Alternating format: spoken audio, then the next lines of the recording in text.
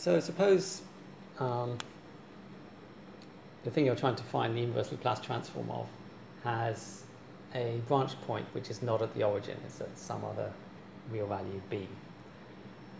So an example might be if it involved,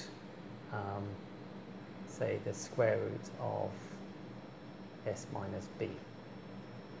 Okay, if it has s minus b, this function here obviously has a branch point at s equals b. So it turns out that it's generally easier to handle things if, basically because if you do it like this, then, okay, your c is somewhere here. You'll end up choosing a contour which does something like this. It's just not quite so convenient to do the integration around b. It's easier to do the integration around the origin.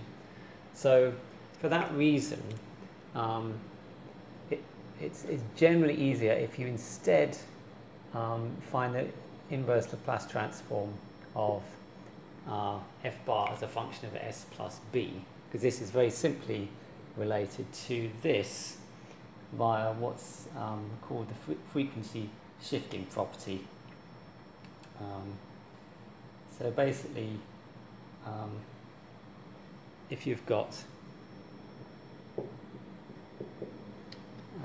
f of t, and you take, well, just from the definition, the Laplace transform of f of t is 0 minus infinity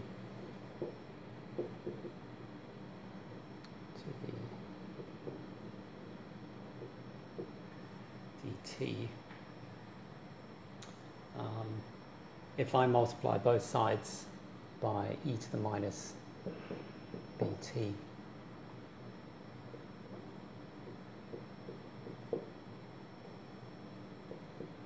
then this is just the same as the Laplace transform. Oh, okay, I can write it like this. It's the Laplace transform. Instead of getting s as a variable out, I'll get s plus b as the variable out.